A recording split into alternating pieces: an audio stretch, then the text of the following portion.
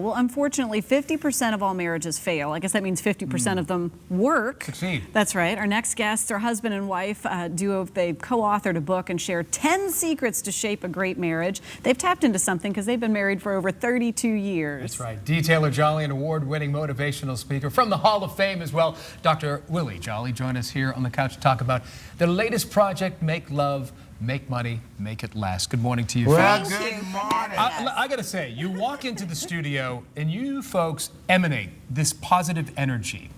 I'm sure that's not a veneer. That is something that you truly live by, and I could tell that you guys. I won the lottery. Did you hear? Yeah. Did you see that? I won Did you hear the that? lottery. Boom. People say Every day. Every day I wake up in America, you won the lottery, baby. So it's a great day. It's a great opportunity, and we've got energy because we're grateful. And so we're married 33 years. Haven't had an argument in 30 years.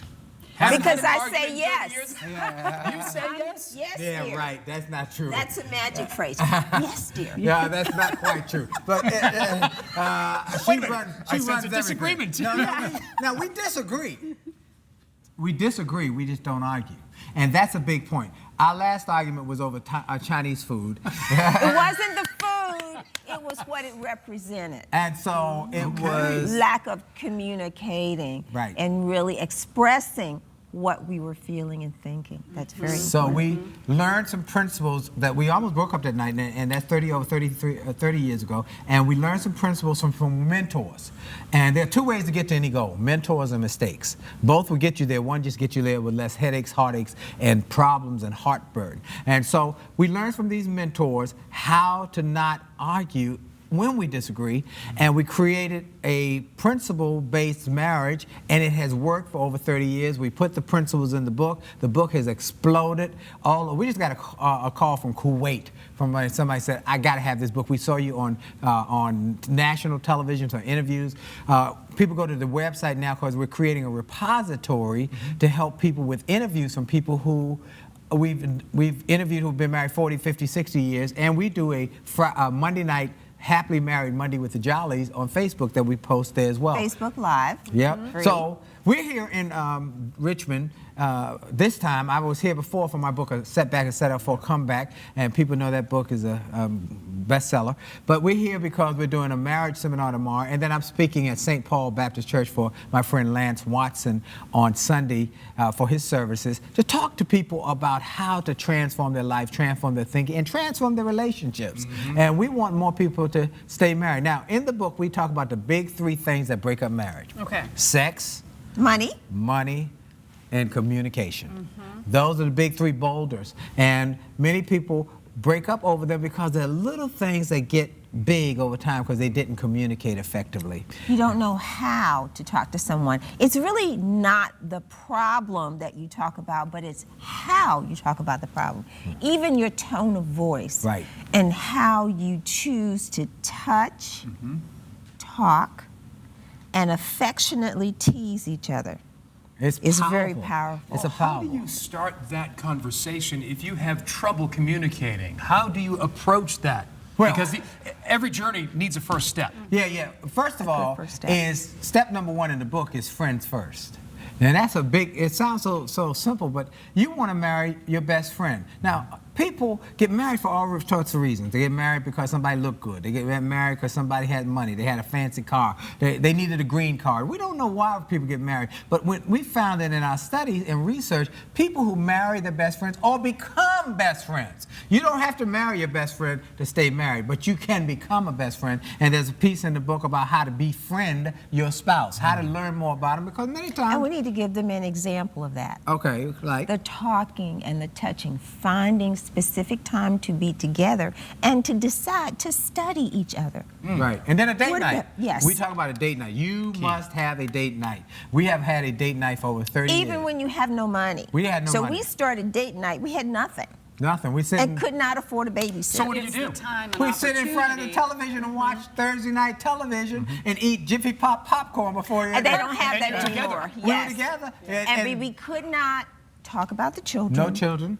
Could not talk about the bills No and the bills. problems. What brought us together originally. Because you weren't talking about the kids or the problems and the Right. bills That's when right. you started. That's right. You relationship. What are got it. hopes and dreams? What are you looking forward to? What can we do together? I like being with you. So we want because to give of- everybody the chapter about disagreeing, because believe it or not, people who we have talked to, we have counseled, we have had communication with, they break up over little things that become big. That chapter about disagreeing, we give away free.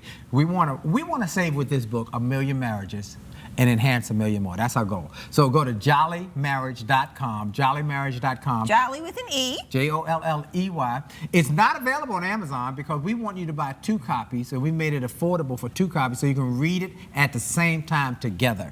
And then you can make notes of each chapter. The interesting thing about our book is that while we agree as to the 10 tips, secrets, we each have our own take on what that looks like based upon what we brought to the table. Right. That is powerful. It's critical. You mentioned those 3 key areas where typically you find the trouble, Right. right? Does it start in one area and trickle in the others? Communication is the communication The is the one common that common thread. goes through.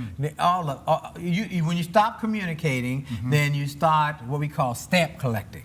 Stamp collecting. When we were growing up, y'all were growing up, people watching were growing up, there was a thing called S&H green stamps. Yes. And you went to the store, you got an S&H green stamp, you put it in a book, you collected, stored it up, and then you went to the Redemption Center, you got you a television.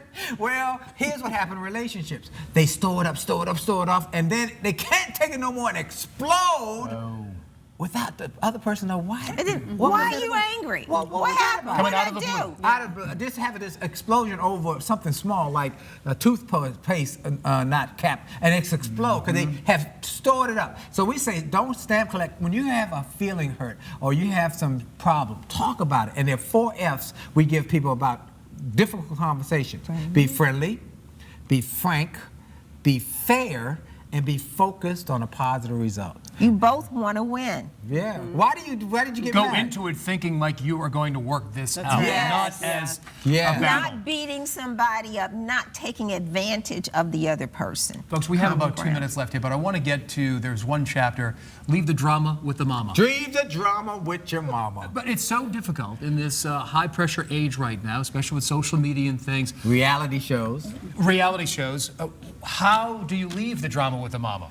You know, when you got married, the scripture says you leave, you cleave, and you weave. A new relationship. A new culture, a new family. So the stuff you did as a child, you got to leave that alone. And all of the television, here's one of the problems we just talked about. The reality-based television shows of the housewives of this, where they're throwing stuff, it gives a model that is not correct or not real. Not healthy. It's not healthy. And they do it for ratings. That's what they do. But if you do that at home, your ratings ain't going to be good. Nope. That show's not going to be picked up again. That show's not going to be picked up. So we say leave the drama with your mama. And then the chapter that really gets the biggest is the sex chapter, which is based on, it's called Sex, Headaches, and Other Lies. And it's based on a conversation I had with a friend of mine whose mother told her on her wedding day a very valuable secret. She said, baby, don't ever tell that lie that you got a headache. Because when you tell that lie you had a headache, remember there's a woman somewhere with an aspirin in her pocketbook. I think it's important, since we're talking about communication, sex, headaches, and other lies, the power of intimacy Yes. and Yes. security. Yes. And that's a different form of communication. I'm just going to put that out there. Right. And for every wife that has an aspirin, so does your husband. That's So right. Real quick, intimacy. Gentlemen, any gentleman who's watching this show right now, any man, listen carefully what women need. They need it. I want you to hear this because often you've never heard it. Women need intimacy and security.